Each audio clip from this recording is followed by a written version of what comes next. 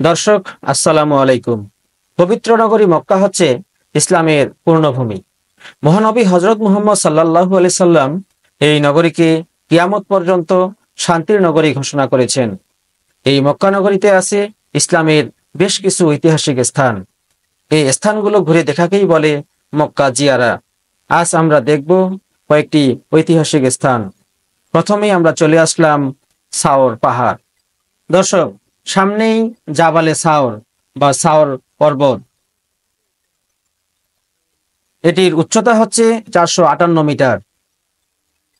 এই পর্বতের গুহায় আমাদের নবী হযরত মুহাম্মদ সাল্লাল্লাহু আলাইহি সাল্লাম এবং হযরত আবু বকর সিদ্দিক রাদিয়াল্লাহু তাআলা আনহু মদিনা মনোয়ারায় হিজরত করার সময় 3 দিন আত্মগোপন করেছিলেন।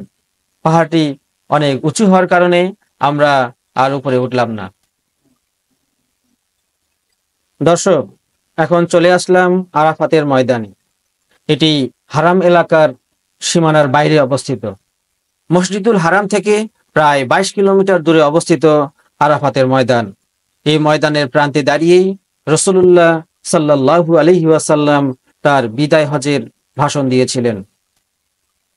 9 জিলহজে হাজীদের এ দিনের মূল কাজ হলো সূর্যোদয়ের পর মিনা থেকে আরাফায় গমন করে সূর্যাস্ত পর্যন্ত আরাফাতের ময়দানে অবস্থান করা ও দোয়া জিকির ও ইস্তেগফার পাঠ করা। আরাফায় জোহর আসর সালাত একসাথে পরপর কসর করে আদায় করা এবং সূর্যাস্তের পর আরাফা ত্যাগ করে মুজদালিফায় গমন করা। দর্শক, আমরা সামনে দেখছি অসংখ্য তাঁবুর স্ট্রাকচার। 9 জিলহজে হাজীদেরকে এই তাঁবুতেই থাকতে হয়। 9 জিলহজ এই ময়দানে অবস্থান করা ফরজ।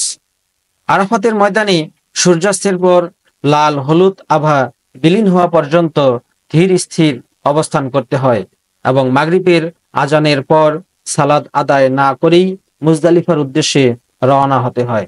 হাজিরা মাগরিব সালাত আদায় করেন মুজদালিফায় গিয়ে। অসংখ্য হাজার হাজার স্ট্রাকচার আমরা দেখছি। এই তাঁবুগুলোতেই হাজিরা পুরো একদিন অবস্থান করে। আরাফাতের ময়দানে আসলাম, গাড়ি থেকে নামলাম আমরা। এখানেই হযরত হাওয়া, হযরত আদম আলাইহিস সালাম মিলিত হয়েছেন। এই ময়দানেই আল্লাহ তাদেরকে ক্ষমা করে দিয়েছেন। আমরা যদি দোয়া করি আমাদেরকেও আল্লাহ এখানে ক্ষমা করে দিবেন ইনশাআল্লাহ। জিলহজ মাসের 9 তারিখ পবিত্র আরাফাতের দিন। আরাফাতের ময়দান পবিত্র মক্কা নগরী থেকে 13 থেকে 14 কিলোমিটার পূর্বে জাবালে রহমতের পাদদেশে হেরেমের সীমানার বাইরে অবস্থিত। তা দৈর্ঘ্যে 2 কিলোমিটার এবং প্রস্থেও 2 কিলোমিটার। এই ময়দানটি 3 দিক দিয়ে পাহাড় বেষ্টিত।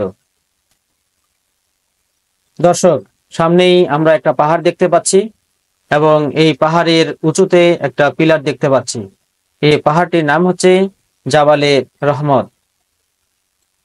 এই পাহাড়ের ওই পিলারের জায়গায় দাঁড়িয়েই আমাদের নবী 1.25 লক্ষ সাহাবীর সামনে বিদায় হজের ভাষণ প্রদান করেন এবং এখানেই কোরআন শরীফের সূরা মায়েদার 3 নম্বর আয়াতটি নাজিল হয়।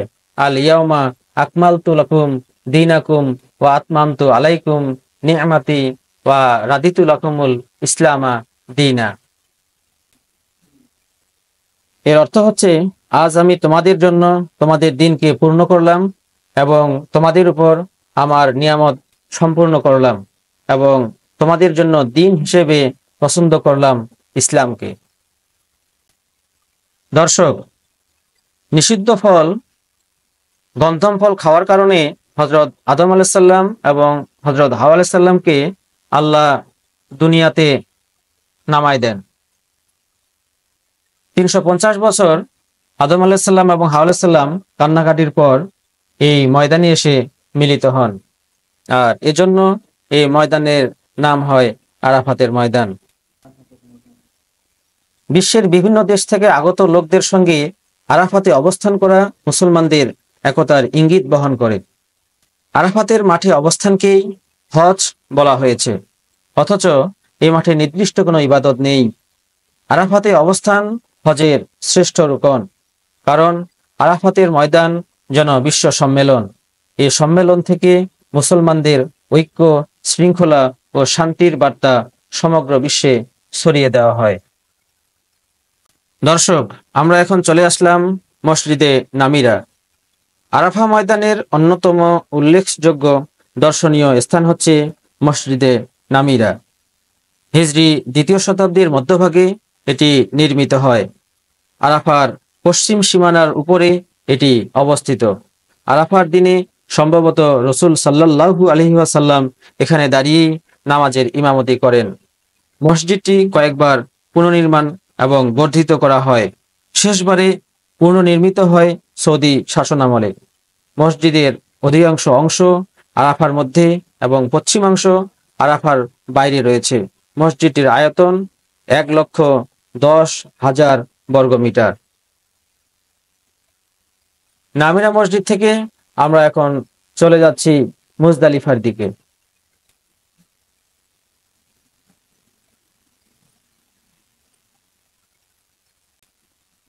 দর্শক, আমরা এখন দেখতে পাচ্ছি নহর-এ জুবাইদা।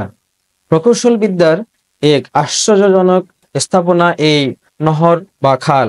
কয়েকশো বছর আগে এটি এমনভাবে তৈরি করা হয়েছে যে এই নহর দিয়ে হজের সময় হজ যাত্রীদের জন্য পানি সরবরাহ করা হতো। বর্তমানে এটি পরিত্যক্ত। দর্শক, আমরা এখন চলে আসলাম মুজদালিফায়। মুজদালিফা হলো মিলনের স্থান। মূলত মুজদালিফা হলো মিনা ও আরাফার মাঝে অবস্থিত একটি উপত্যকা। আদিপিতা হজরত আদম আলাইসাল্লাম ও আদিমাতা হজরত হাওয়া আলাইসাল্লাম এর প্রথম আরাফাত প্রান্তরে সাক্ষাতের পর জাবালে রহমতে দোয়া কবুল হওয়ার পর তারা আরাফাতের ময়দান থেকে মুজদালিফাতে এসেই প্রথম রাত্রি যাপন করেন। 9 জিলহজ সন্ধ্যা থেকে 10 জিলহজ সকাল পর্যন্ত মুজদালিফায় রাত্রি যাপন করা সুন্নত। দর্শক, এটি হচ্ছে মুজদালিফার মসজিদ। এই মসজিদের নাম হচ্ছে মসজিদে মাশআরে হারাম মুজদালিফা। মুজদালিফাই হলো হাজিদের মানবতার প্রশিক্ষণের চূড়ান্ত ধাপ। নিচে খালি মাঠ, উপরে খোলা আকাশ, এখানেই রাত্রি নিবাস।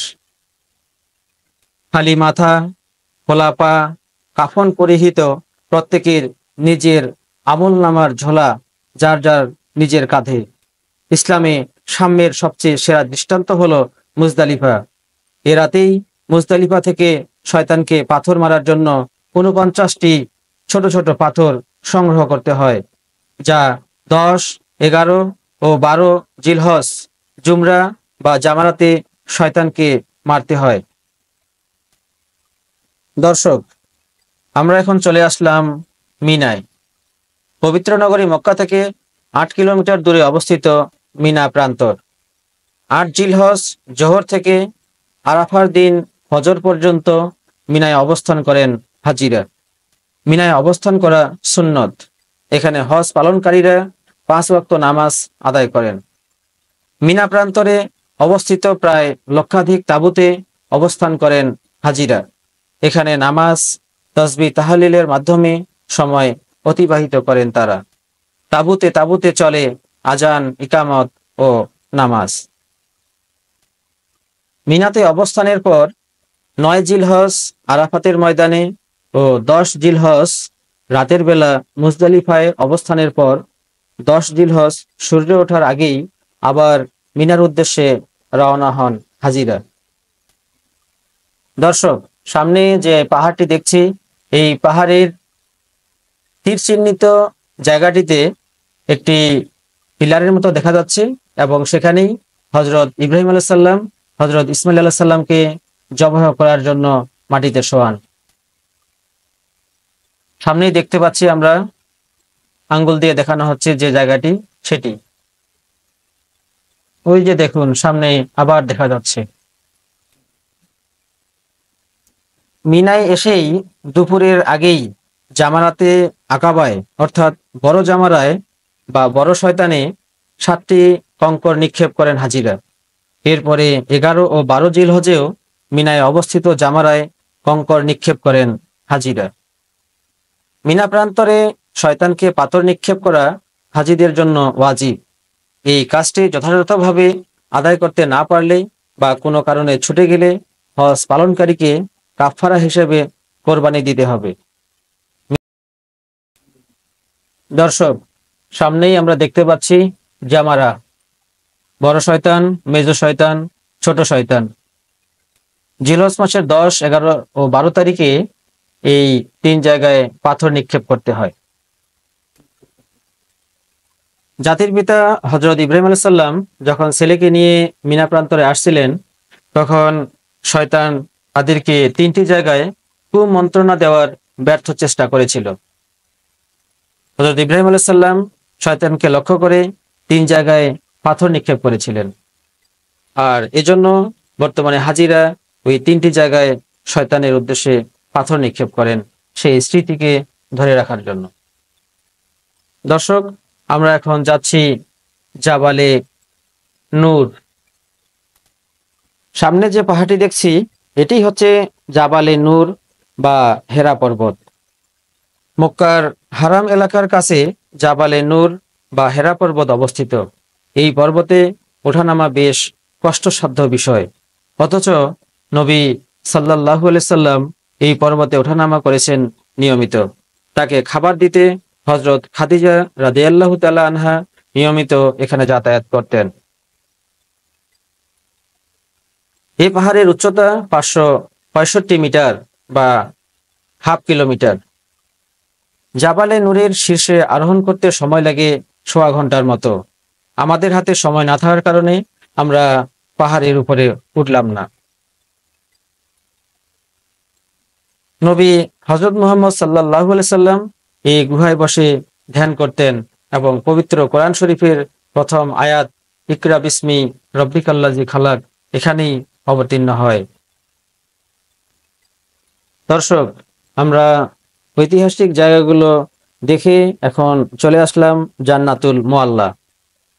সাইড দিয়ে আমরা যেটা দেখছি সেটাই হচ্ছে জান্নাতুল মুআল্লা, এবং এখানেই হযরত খাদিজা রাদিয়াল্লাহু তাআলা আনহার কবর রয়েছে। এবং সামনে আমরা একটা মসজিদ দেখতে পাচ্ছি, এটি হচ্ছে জিন মসজিদ। দর্শক, ভিডিওটি শেষ করছি।